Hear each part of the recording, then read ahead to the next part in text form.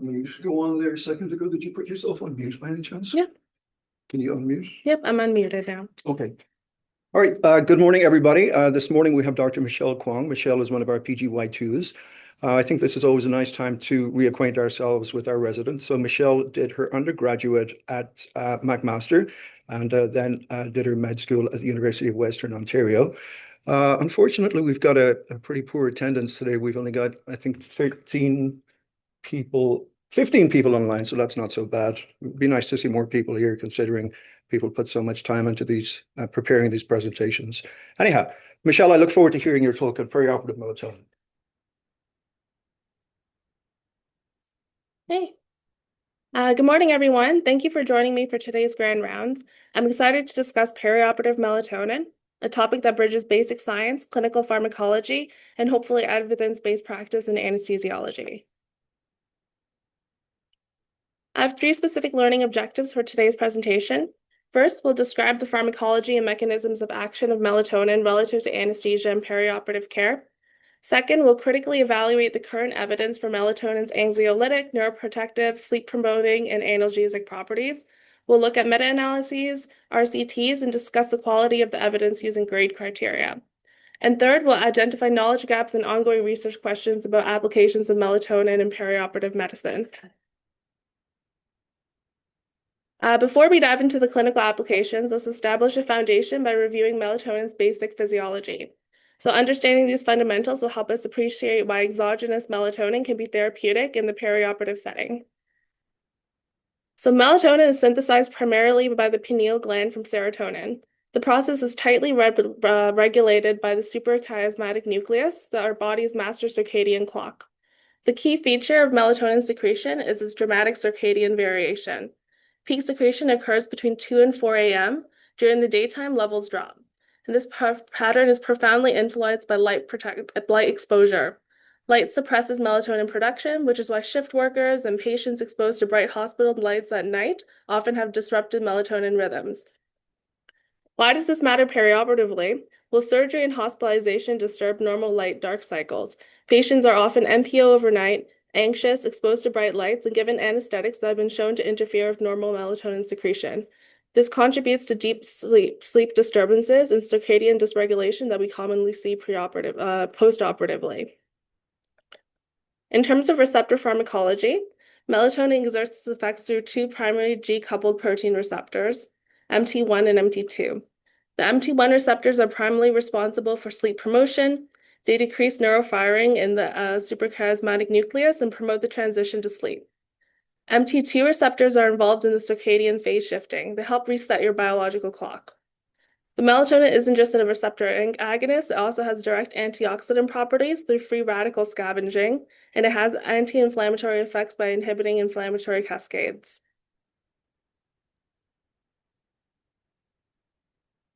The mechanisms by which melatonin provides perioperative benefits are the next thing we're going to discuss. Understanding these mechanisms can help us appreciate why melatonin is effective across multiple domains: anxiety, inflammation, analgesia, and sleep. I'll break this down into 4 areas. In terms of anxiolytic effects, melatonin can reduce anxiety through GABAergic modulation. It does not bind to GABA-A receptors like benzodiazepines do. Instead, it modulates GABAergic transmission indirectly. Neuroimaging studies show that melatonin reduces amygdala activation. The amygdala is our fear and anxiety center. It also lowers the cortisol response to stress. In terms of antioxidant and anti-inflammatory properties, melatonin is a potent antioxidant.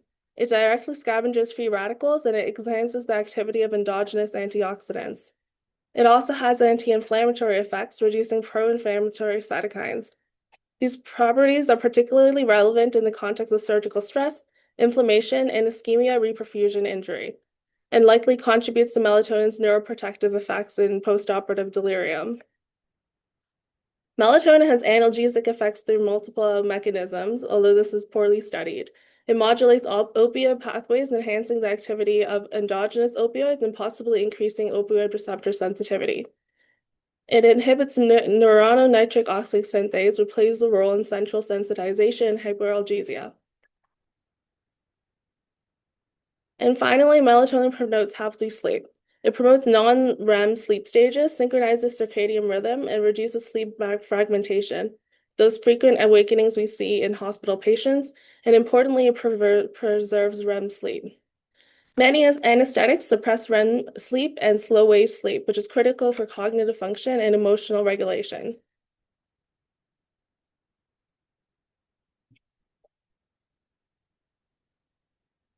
When we give melatonin exogenously, we need to understand its pharmacokinetic profile to optimize our dosing and timing. The bioavailability of melatonin is approximately 15% with a range of 10 to 56%. This wide variability is due to the extensive first-pass metabolism in the liver. Time to maximal concentration, or Tmax, is 30 to 90 minutes after oral administration. For preoperative anxiolysis, this suggests that giving melatonin 60 to 90 minutes before a planned procedure is optimal, which is quite convenient from a workflow perspective. Its half-life is short, 40 to 60 minutes. This is actually a significant advantage because there's minimal residual sedation or hangover effect, unlike benzodiazepines, where patients may have cognitive effects for hours or even days after administration. The short half-life also means that if we're using melatonin for postoperative sleep, we can give it daily rather than relying on sustained effects. Metabolism primarily occurs in the liver via CYP1A2, which raises the possibility of drug interactions. And excretion is primarily renal, with 90% eliminated in the urine within 12 hours.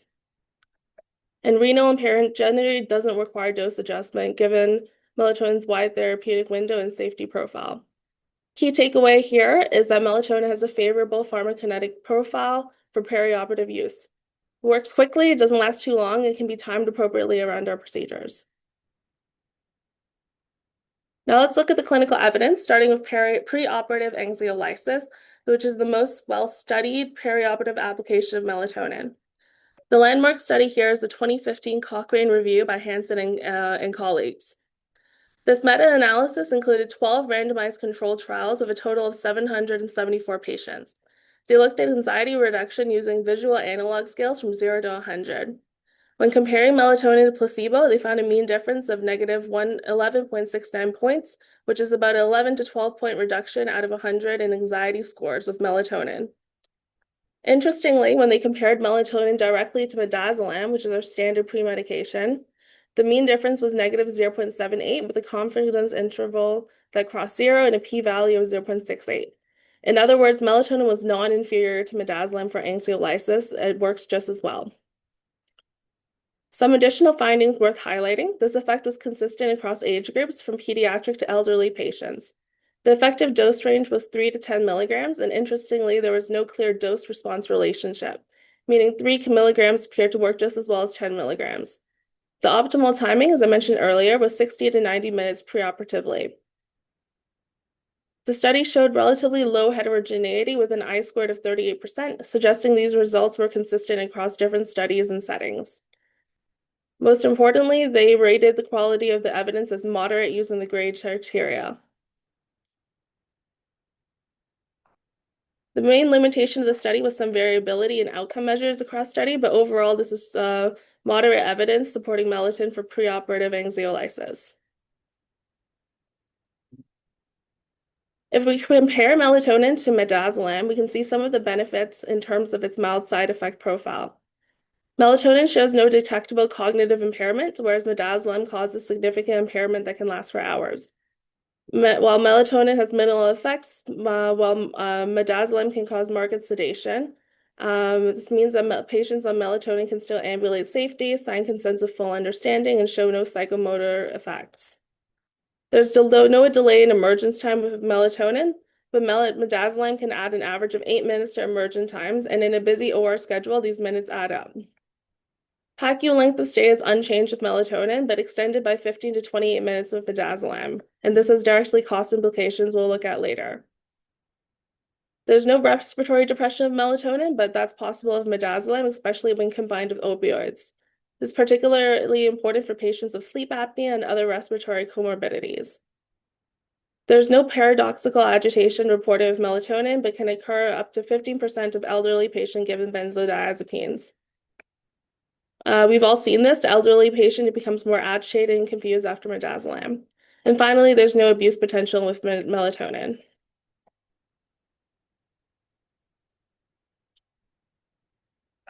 Another one of melatonin's proposed uses is the prevention of postoperative delirium. This is particularly relevant for our elderly surgical population where delirium is both common and devastating. Let me present 3 key studies that demonstrate melatonin's effectiveness. A study by De Jong and al. Found that when they randomized 180 elderly patients aged 65 and older undergoing hip surgery to receive either melatonin 5 milligrams or placebo for 5 nights starting the night of surgery. The delirium rate was 11% in the melatonin group compared to 31% in the placebo group. That's a relative risk of 0.36 with a p-value of 0.002, highly significant. What this means is nearly 1 in 3 elderly hip surgery patients develop delirium in the control group, but melatonin reduced this to about 1 in 9.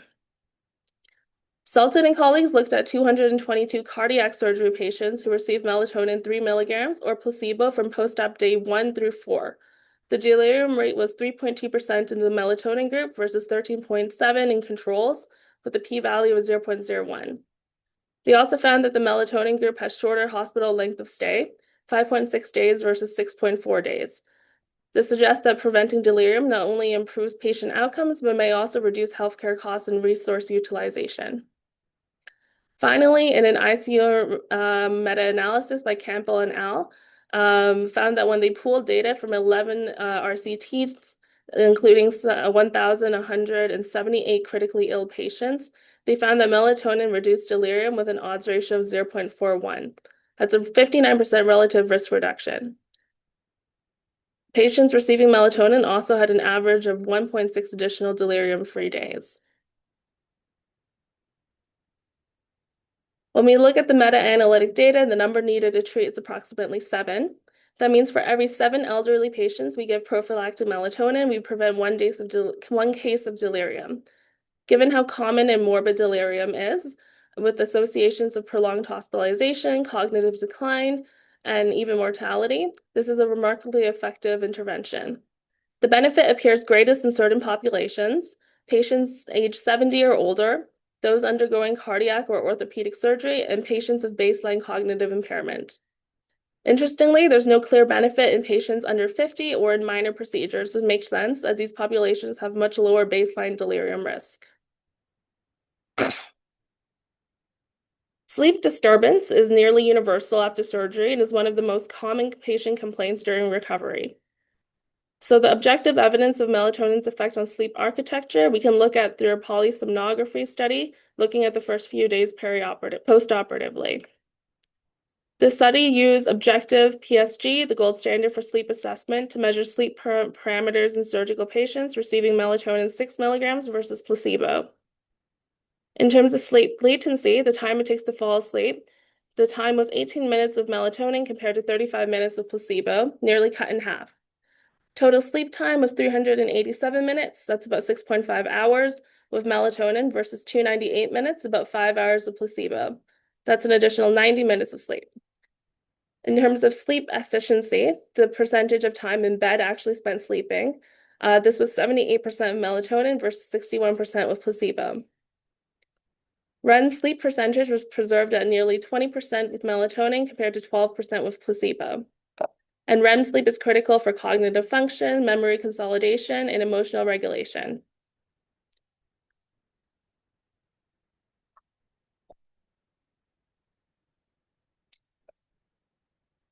Now let's turn to melatonin's analgesic properties.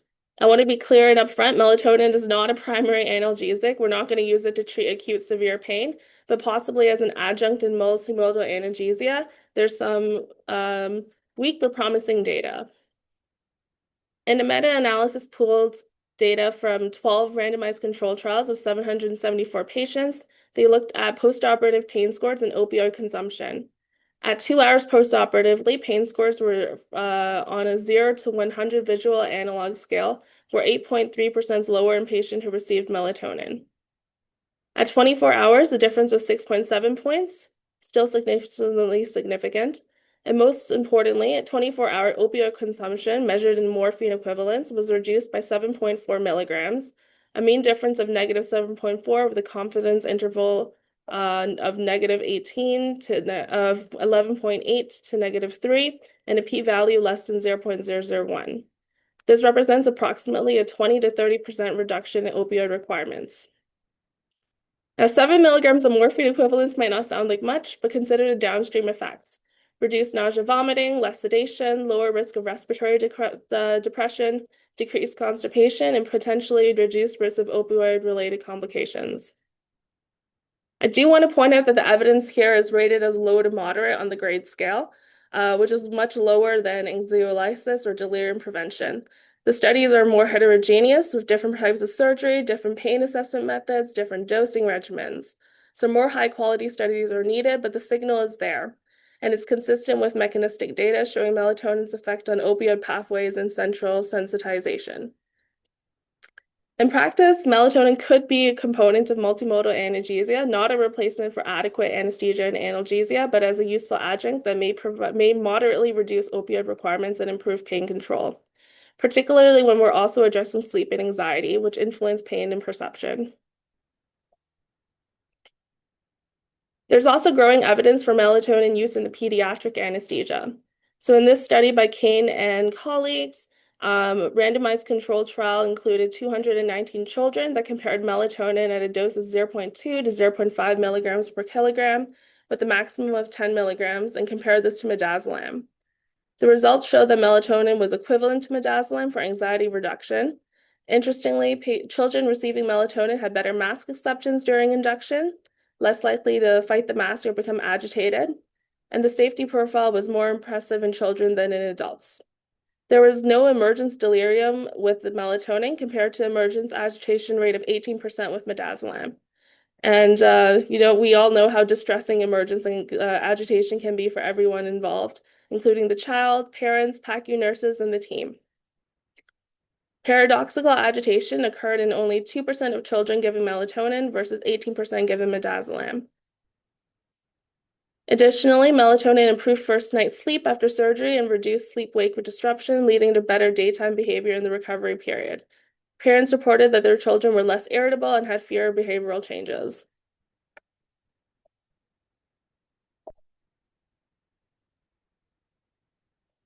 One of melatonin's most compelling features is its excellent safety profile. So we can review the adverse effects, which are remarkably minimal. The most common adverse effect is headache, occurring in 3 to 5% of patients. These are mild and self-limiting. Dizziness occurs in 2 to 4% and is transient and dose-dependent. Nausea affects 1 to 3%, notably less than with benzodiazepines. Daytime drowsiness is rare, occurring in less than 1% of patients, thanks to melatonin's short half-life.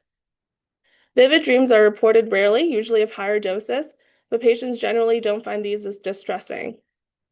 What's important is what you don't see of melatonin. No respiratory depression, which is a major safety advantage over benzodiazepine and opioids, no cognitive impairment or psychomotor deficits, and minimal hemodynamic effects.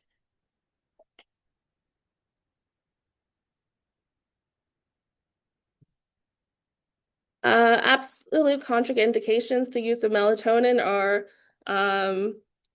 are limited. These are known to be limited to known hypersensitivity, which is extremely rare in active autoimmune disorders.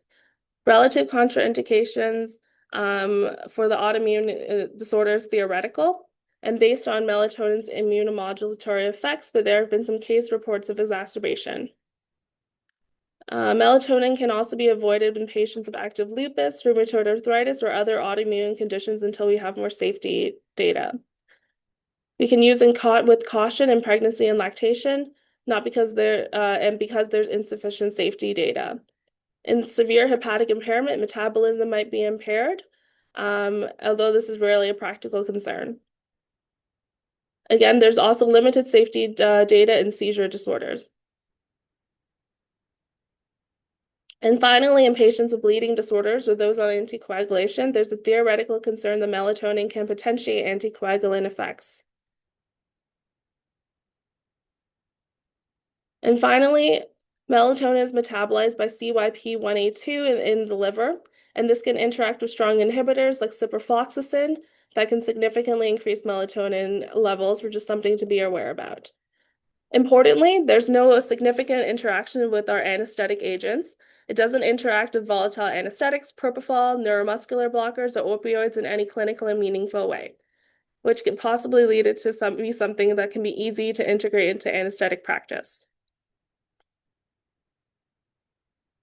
In our current healthcare environment, we can't ignore economics, and melatonin does make some financial sense. Looking at medication costs alone, melatonin 5 milligram costs about 5 to 15 cents per dose. Midazolam 2 milligrams orally costs 50 cents to $1.50. Lorazepam falls somewhere in between. On an annual basis, for 1,000 cases, melatonin costs 50 to 150 versus 500 to 1,500 for midazolam. That's a tenfold cost difference. But the savings can go beyond medication costs. Midazolam extends PACU stay by about 15 to 25 minutes. As the typical PACU stay cost of $150 to $300 per hour, that's an additional $150 to $300 per case. Over 1,000 cases, this can quite add up. Even more significant savings are from delirium prevention.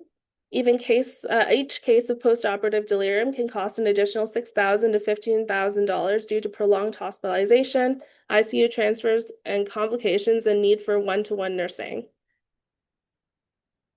There's also indirect savings through decreased opioid consumption, meaning less monitoring, lower rates of post-op nausea, vomiting, and fewer adverse events. Finally, melatonin is available over the counter, which means patients can pre-dose at home prior to arriving for surgery, which is particularly convenient for outpatient procedures. So based on the studies at hand, there's some suggested dosing suggestions. For preoperative anxiolysis, use of 3 to 6 milligrams orally given 60 to 90 minutes before the procedure works across all age groups. For pediatrics, doses of 0.2 to 0.5 milligrams per kilogram with a maximum of 10 milligrams. For delirium prevention, use 3 to 5 milligrams orally at around 9 p.m., starting the night of surgery and continuing 3 to 5 nights postoperatively. This can be targeted specifically for patients 65 and older and those undergoing major surgeries such as cardiac and orthopedic procedures, and ICU patients are also good candidates. For sleep quality, we can use 3 to 10 milligrams orally 30 minutes before bedtime, and this can be offered to all patients as an as-needed sleep aid. Before I conclude, I want to highlight some important areas where future research is needed. These represent opportunities for further investigation and practice improvement. We need proper dose response studies in perioperative settings. Does 3 milligrams really work as well as 10 milligrams for all indications? And can we personalize dosing based on age, surgical type, or baseline melatonin levels? Understanding the dose effect relationship will help us optimize efficiency while minimizing any potential adverse events. Novel formulations and intravenous formulation will solve the NPO problem and allow for more precise dosing and timing. Sublingual and buccal administration can provide faster onset and bypass first-pass metabolism. Extended formulations might prevent sustained postoperative effects, and this could also increase the risk of next-day sedation. Finally, research into long-term outcomes would be interesting. Does perioperative melatonin affect the development of chronic postoperative pain? Do we see benefits at 6 to 12 months in patients who receive melatonin for delirium prevention? And questions about quality of life and functional recovery. Patient-centered outcomes are what really matter, but are rarely studied. So these future research questions represent exciting opportunities that can refine our use of melatonin and potentially expand its applications. So in summary, there's some strong evidence supports for melatonin for preoperative anxiolysis. It's equivalent to midazolam with a dramatically better safety profile. Moderate evidence supports for delirium prevention in elderly patients, with the number needed to treat of only 7 and the potential to prevent suffering and healthcare costs. Sleep quality improvement with objective improvements across all PSG parameters. There's some promising, although weak data suggesting opioid-sparing effects of 20 to 30% and modest analgesic properties, not as a primary analgesic, but as a possibly useful adjunct in multimodal pain management. And finally, there's excellent safety that cannot be overstated. The absence of respiratory depression, cognitive impairment, and potential abuse make melatonin uniquely suitable for vulnerable populations. That's pretty it. So overall, melatonin represents a safe, effective, and cost-effective potential addition to our anesthetic toolkit. It can address multiple challenges that we face daily: anxiety, delirium, and sleep disturbance with minimal risk. Thank you. Any questions? I think the studies are not super well known and not necessarily large RCTs. So potentially that's the reason that it hasn't been adopted. There hasn't been continued research into this, so I'm not sure. But that's an interesting take on that.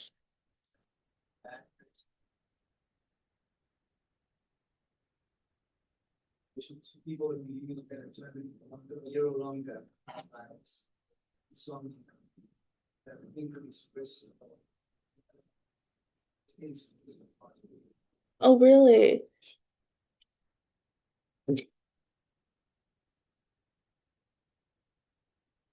That's interesting. I didn't come across that, but thank you for sharing. Thanks.